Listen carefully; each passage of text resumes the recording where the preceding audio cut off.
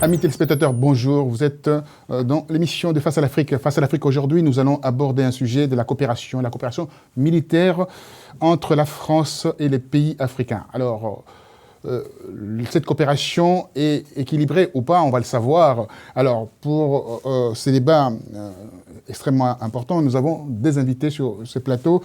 À ma droite, monsieur Anissé Mobé, qui est chercheur en sciences sociales, et également membre du collectif des intellectuels congolais, le Défi. Bonsoir et merci. Merci à vous. À ma gauche, monsieur Alain Corvez, vous êtes colonel en retraite, oui. Et également conseiller en stratégie internationale. Vous allez nous expliquer qu'est-ce que c'est, conseiller en stratégie internationale. Oui, volontiers. Ma carrière militaire puis de fonctionnaire civil a été très tôt orientée vers les relations internationales.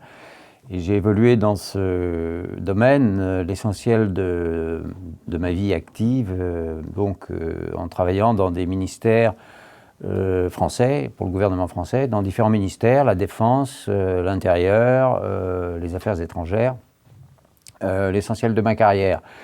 Et je me suis, vers la fin de ma carrière, un peu spécialisé sur le Moyen-Orient, mais je me suis aussi beaucoup occupé de l'Afrique au cours de cette carrière, donc. Et quelle zone en Afrique Alors, toute l'Afrique, mais initialement, j'ai commencé à connaître l'Afrique lorsque je suis parti en Zambie, où j'ai été à l'ambassade pendant 3 ans et demi, dans les années 80.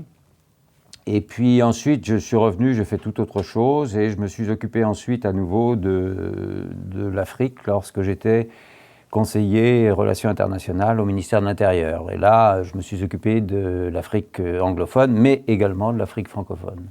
Alors, M. Anissé Mobé, vous avez en face de vous un expert, bien entendu, de l'Afrique, qui connaît en termes militaires, stratégiquement, pourra nous donner quelques éléments aujourd'hui. Alors, quand on parle de la coopération militaire, est-ce qu'on peut parler de la coopération entre un pays, enfin un continent faible ou un continent qui est en phase d'émerger, avec une grande puissance comme la France? Vous savez, la question de la coopération militaire entre la France et l'Afrique, depuis bientôt 15-20 ans, fait l'objet de beaucoup de critiques, beaucoup de débats. Malheureusement, on n'en voit pas toujours l'issue. Par exemple, actuellement, le déploiement de forces françaises pour les opérations Serval et puis en Centrafrique, l'opération Sangari, suscite toujours beaucoup de questions. Qui décide quoi? Est-ce que les Africains sont toujours demandeurs de ces interventions? Et surtout, comment, après presque 50 ans de coopération, les armées africaines ne sont pas toujours capables de pouvoir maintenir l'ordre ou rétablir l'ordre sur leur territoire? Il faut toujours faire appel à la France, qui n'est pas la seule, puisqu'il est arrivé aussi, par exemple, que l'armée belge intervienne dans l'ex-Israël au Congo à plusieurs reprises, d'une part. Et enfin, la France aussi est intervenue dans des pays qui n'étaient pas des anciennes colonies françaises, justement dans l'ex-Zaïre. Et puis la France a aussi développé, accru le volume de coopération avec le Rwanda, avec les conséquences qu'on connaît, parce qu'aujourd'hui, diplomatiquement parlant, la France a du mal à rebondir dans cette région de Grands Lacs, entre autres à la suite du génocide rwandais, où la France est accusée à tort ou à raison, mais c'est par la coopération militaire que la France a intégré l'ex-Zaïre et le Rwanda dans les précarés. Alors, on peut considérer, 50 ans après les indépendances, de 54 ans après les indépendances, on peut considérer que la France a failli à sa mission de développer les armées en Afrique. Non, je n'établirai pas ce constat aussi brutal sur la coopération militaire entre la France et l'Afrique. Je pense qu'il y a eu de mauvaises politiques qui ont été menées, c'est incontestable.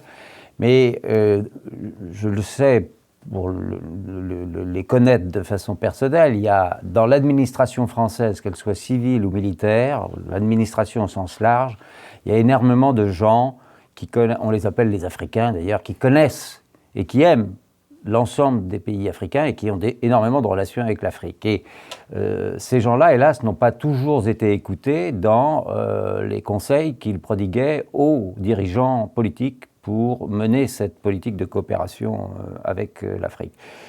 Il y a eu des erreurs énormes, si vous voulez. Moi, je considère que la première erreur a été avec celle du discours de Mitterrand en 1990, qui a dit « on va vous accorder une aide, mais ce sera en contrepartie de progrès ». Le discours de la Baule. Très bien. En 90, bon, c'était une sorte d'ultimatum à l'Afrique qui n'était pas opportun, à mon avis. Non, la coopération militaire française avec l'Afrique, je pense qu'elle est bonne. Il est vrai qu'elle n'a pas donné les résultats qu'on pouvait escompter, puisque actuellement, dans l'Afrique francophone, il y a effectivement très peu de pays qui ont une armée autonome et totalement capable de répondre aux besoins pour faire face aux menaces des différents pays. Donc effectivement, il y a une lacune là, qui est évidente. Alors, vous allez répondre à tout le dire à cette question, à ma préoccupation, concernant, bien entendu, ces côtés interventionnisme de la France, par exemple, avec l'opération Licorne, enfin, toutes ces opérations en Côte d'Ivoire, par exemple. On peut dire que la France a failli à sa mission, c'est la réalité.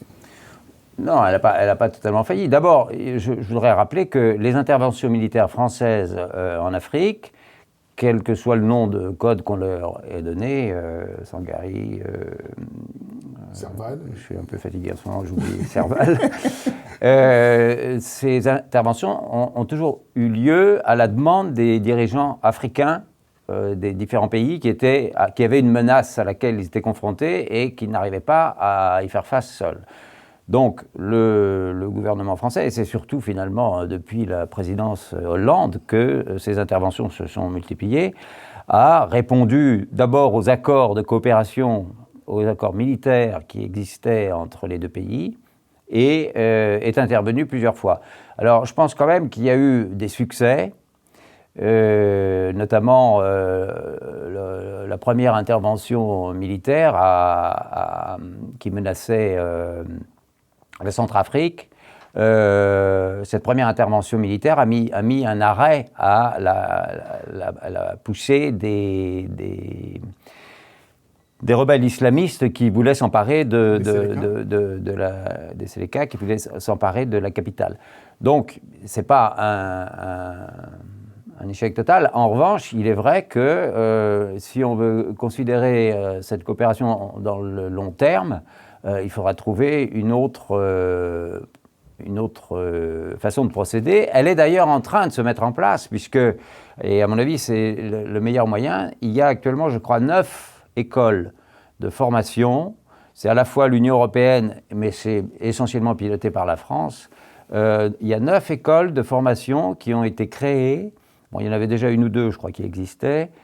Et il y a des projets dépassant les 9 dans différents pays africains de la zone subsaharienne.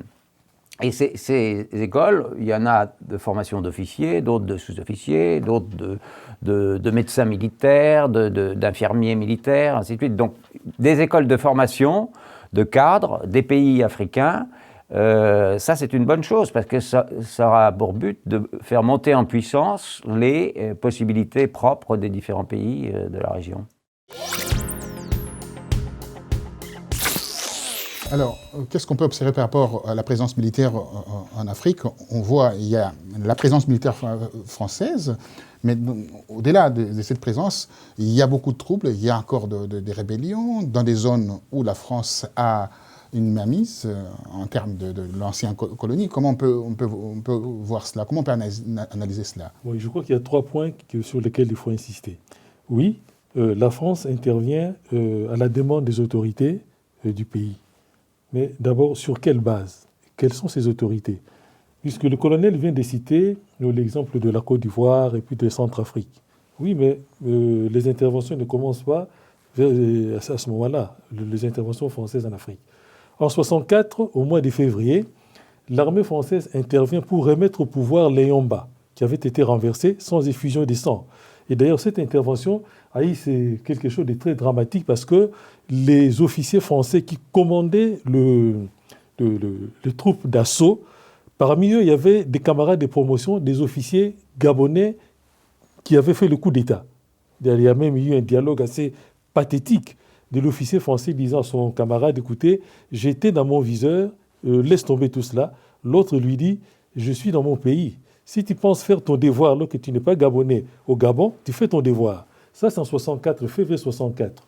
Et deuxièmement, en 79, lorsque l'armée française, sur décision du président Valéry Giscard d'Estaing, renverse Bokassa, qui sont les autorités centrafricaines qui ont demandé l'intervention de l'armée française. Donc, je pense qu'il faut se poser des questions. Et enfin, le cas du Zaïre est assez flagrant, parce que quand l'armée française intervient, déjà en 1977, en apportant un appui logistique au corps expéditionnaire marocain, Dans les Katanga. aux premières guerres du Chaba, ni en 1977, ni en 1978, lorsque les légionnaires du 2e REP, le 2e régiment étranger des parachutistes, sautent sur Kolwezi, oui, ce sont les autorités zaïroises qui font appel à l'armée française, mais il n'y avait pas d'accord de coopération militaire entre la France et l'ex-Zaïre autorisant ce genre d'intervention, au point qu'au Parlement français, M. Couve de Murville, sénateur gaulliste à l'époque, ancien ministre des Affaires étrangères, ancien premier ministre du général de Gaulle, s'en est étonné. Ce n'est qu'a posteriori que les accords ont été officialisés. Donc ça, c'est un premier point. Deuxième point, quand on parle des accords de coopération, il faut préciser de quoi parle-t-on. Souvent, il y a des accords secrets. Ça fait l'objet de beaucoup de débats pendant très longtemps ici en France. C'est-à-dire qu'entre la France et certains pays, il y a déjà une demande qui a déjà été formulée. Il ne suffit plus qu'à mettre la date. Donc, des accords secrets, donc autorisant la France à des interventions. Ce sont des opérations de police. Et enfin, autre élément de coopération militaire entre la France et l'Afrique, c'est l'installation, la présence des bases militaires. Avant l'indépendance, la France ils n'étaient pas les seuls. La Belgique aussi avait 2 bases militaires dans l'ex-Zaïre. Les Américains, les Anglais avaient aussi de facilités des bases militaires. Mais la France s'était taillé la part du lion. Il y avait une centaine de garnisons de l'armée française en Afrique. Tout simplement parce que la Grande-Bretagne, la France, la Belgique se sont rendus compte à quel point les contributions des Africains ont été des facteurs déterminants dans la victoire des Alliés. Et donc l'Afrique, à ce moment-là, a été considérée un peu comme l'espace stratégique indispensable à la sécurité de l'Europe. D'où l'installation de ces bases militaires.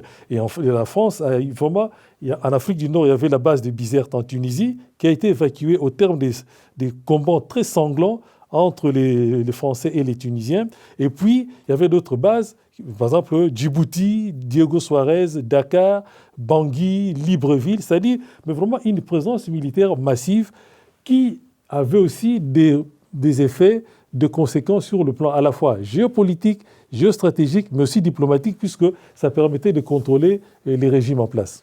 Alors, en écoutant l'analyse de Anis Mobé, on peut dire que la France veut revenir en Afrique avec des velléités militaires assez définies. Et on a remarqué par rapport au discours de Wade, M. Wade, qui a été, bien entendu, chassé au pouvoir par les élections. Il avait demandé aux militaires français de quitter le Sénégal. Je suis dans l'ensemble d'accord avec ce que vient de dire le professeur, mais je voudrais apporter des nuances. C'est que le but de la France, la France estime qu'elle a un devoir vis-à-vis de ses anciennes colonies. Et elle a noué avec l'ensemble de ces...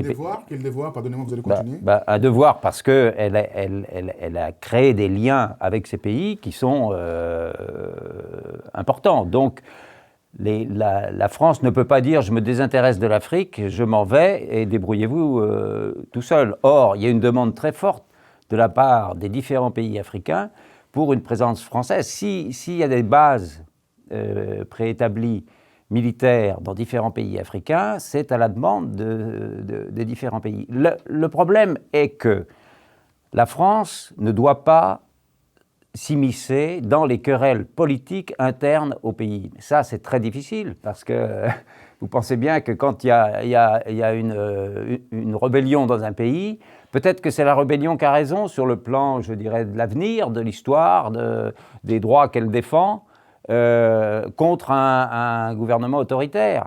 Ou peut-être que c'est l'inverse. Donc, si vous voulez, dans chaque cas, c'est un cas d'espèce d'abord, mais ce n'est pas à la France de dire...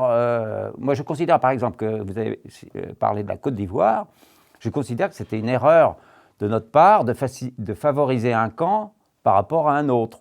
D'autant plus que, enfin, pour différentes raisons, j'estime que nous n'avions pas à favoriser l'arrivée au pouvoir d'Alassane Ouattara.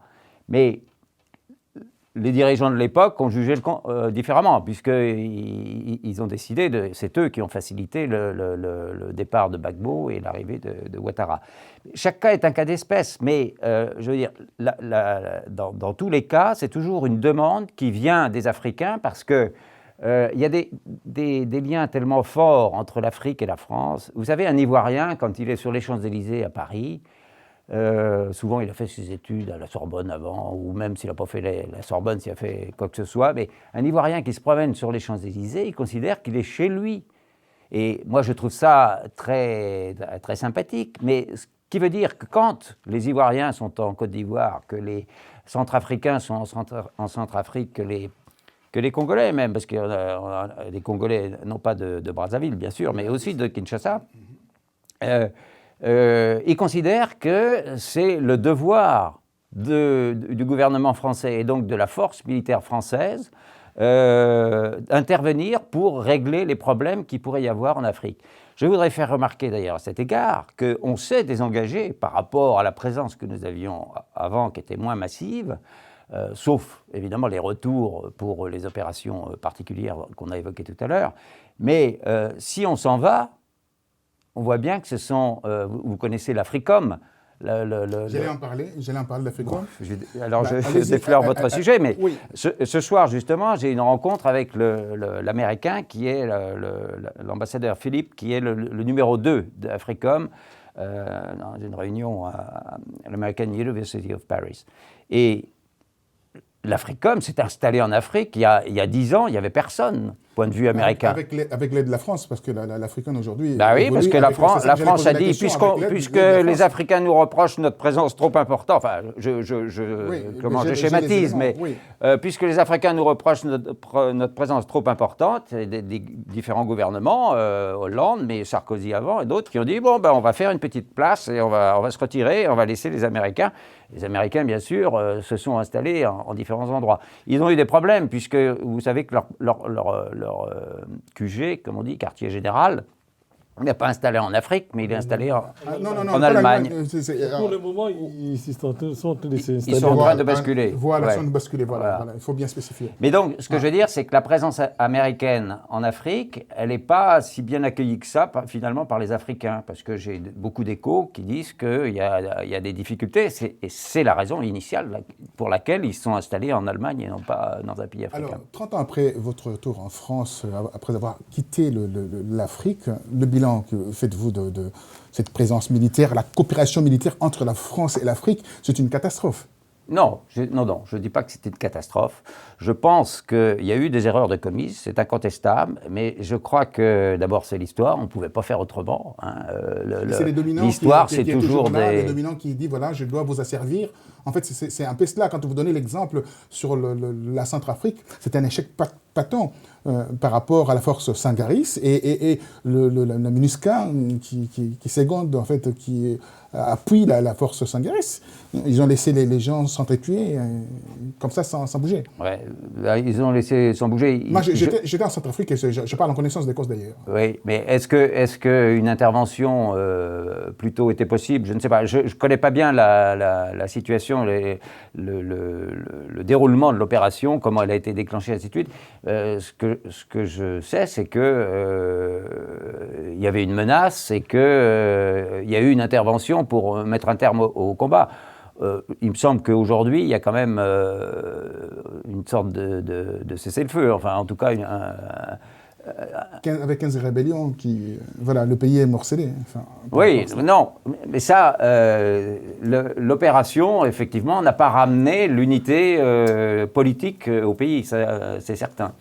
Mais est-ce qu'il fallait une intervention militaire plus forte? Vous suggéreriez quoi, en l'occurrence, sur ce cas particulier? Je suggère rien, je pose la question aux spécialistes, en fait, en réalité, de nous apporter de précisions par rapport à ce qui se passe, en fait, sur le terrain. S'il n'y avait pas eu d'intervention militaire, qu'est-ce qui se serait passé? Quel serait le résultat aujourd'hui? Quelle serait la situation aujourd'hui en Centrafrique? Tout à l'heure, le colonel l'a souligné qu'il faut parfois analyser les choses au cas par cas. Quand on prend les cas d'un pays comme l'ex-Zaïre, je pense que la coopération militaire, et même le Rwanda, la coopération militaire française a été un échec cuisant. Un revers diplomatique dont la France n'arrive pas encore à se relever. Parce que la débâcle militaire de l'armée de Habyarimana, la débâcle militaire de l'armée de Mobutu, je rappelle que le Rwanda est plus petit que le plus petit département français. L'ex-Zaïre, la RDC, est 5 fois plus grand que l'Hexagone. Mais l'armée rwandaise, c'est-à-dire l'armée de Kagame, a conquis le Congo sans coup férir. Pendant que, à partir de 1978, la France, après la deuxième intervention, a complètement supplanté et la Belgique, et les États-Unis, et Israël en matière de coopération militaire avec l'ex-Zaïre. Ce qui veut dire que ces débâcles militaires sont aussi un échec du point de vue technique, du point de vue formation de la coopération militaire française. D'autant que, pour ce qui est de l'ex-Zaïre, ce sont même des officiers français qui encadraient la célèbre 31e brigade parachutiste qui était chère au cœur du maréchal Mobutu. D'abord, il y a eu le colonel Mathieu, ensuite le général Canal. C'est lorsque un de vos grands diplomates, M. Henri Rétoré, quand il était ambassadeur au Congo, qui a trouvé tout cela absurde que des officiers français commandent des troupes congolaises, enfin zaïroises. Il a exigé et obtenu que les officiers français encadrent, instruisent, mais n'exercent pas de commandement effectif. Il a eu raison parce qu'en 1991, les pillages que les soldats congolais ont opérés au Congo venaient de cette brigade. 2 ans après, les mêmes soldats congolais, encadrés, entraînés, équipés par la coopération militaire française, assassinent sauvagement l'ambassadeur de France à Kinshasa, M. Philippe Bernard. Donc, de ce point de vue, je crois que c'est un échec cuisant, et sur le plan militaire, et sur le plan diplomatique, c'est un revers. Ça, c'est un premier point. Deuxième point, le colonel a parlé de l'arrivée d'Africains. Oui, c'est intéressant, c'est bien de l'évoquer, parce que je pense que souvent, la présence militaire française en Afrique se faisait aussi en termes de rivalité avec d'autres États, même, qui étaient même parfois les alliés de la France. Alors même que souvent, on présentait la chose comme étant, en termes géopolitiques, dans la guerre froide. Donc, le prétexte guerre froide justifiait un peu tout. Or, en réalité, c'était plutôt des rivalités. Par exemple, quand la France intervient dans l'ex-Zaïre en 1978, le gouvernement belge proteste énergiquement, considérant que la France empiète sur ses plates-bandes. Bon. Mais personne n'a dit quelles étaient les plates-bandes de nous, Congolais. Et enfin, troisième élément, quand il faut apprécier la coopération militaire, entre la France et il est tout de même assez surprenant que très souvent, dans certains pays africains... Pardonnez-moi de vous interrompre, pardonnez-moi, vous allez continuer. Quand le président Ouad, je reprends cette question, dit à la France, nous ne voulons plus la présence militaire ici au Sénégal, le vrai allié, le Sénégal, le vrai allié de la France, on peut dire que c'est quand même un problème. Il y a une fracture au niveau de cette coopération militaire entre l'Afrique et la France. Bon, peut-être que M. Ouad voulait se venger des critiques qui étaient formulées contre son régime ici en France. Moi, je ne pense pas qu'il était vraiment mu par une réelle volonté de pouvoir rompre le cordon ombilical avec la France. Alors, vous savez, dans certains pays africains, il est tout de même assez curieux que les résidences présidentielles soient juste à côté de bases militaires.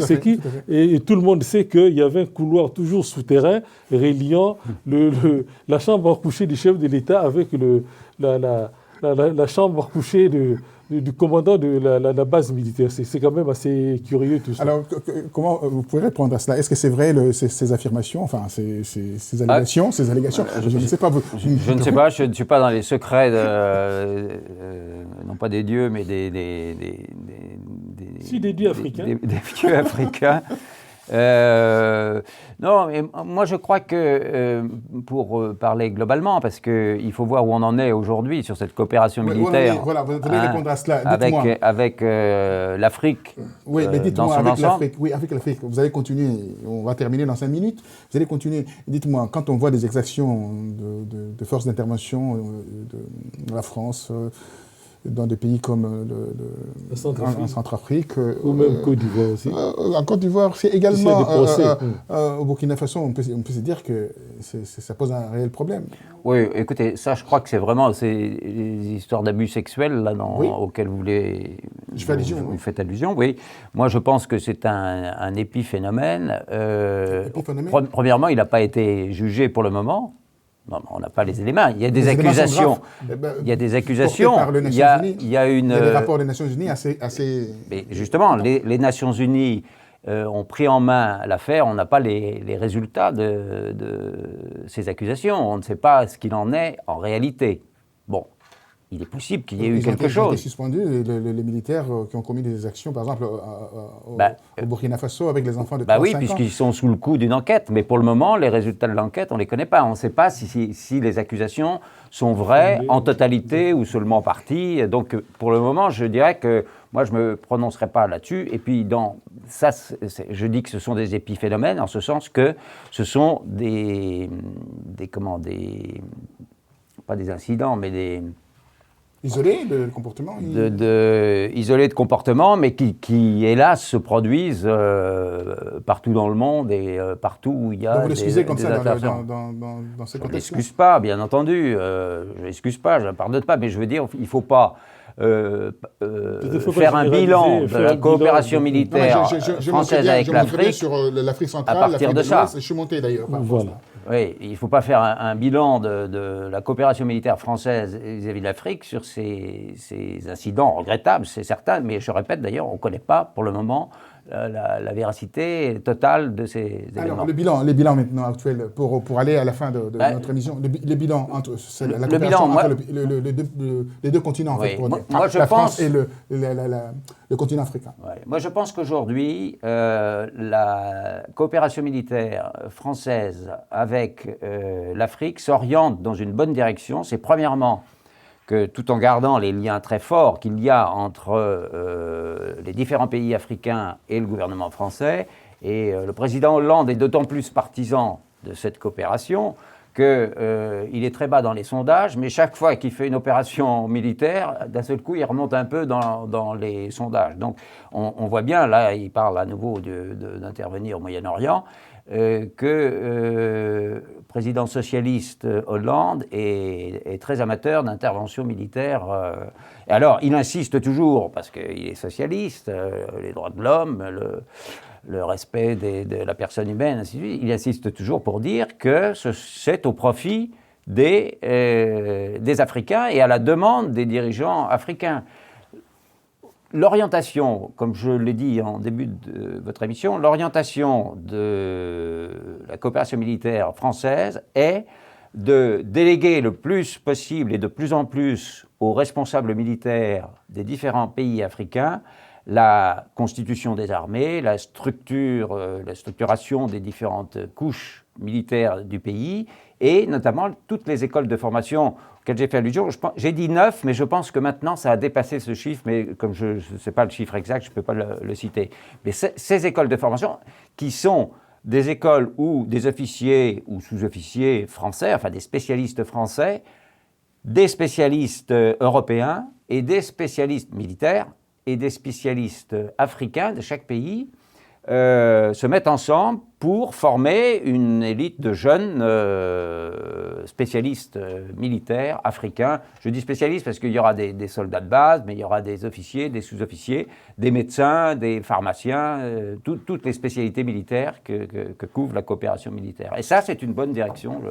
Voilà la question. La question aujourd'hui, c'est la coopération militaire entre la France et les pays africains.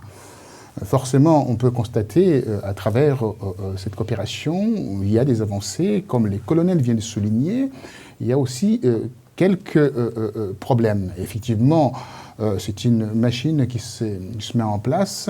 Attendons de voir, 50 ans après les indépendances, nous allons vers une vraie coopération de ce qu'on appelle égal à égal. C'est à partir de là, on pourra avoir une Afrique qui aura son armée d'intervention dans des zones, dans des foyers de guerre et des tensions et de combat. Je vous dis merci et à très bientôt. Au revoir.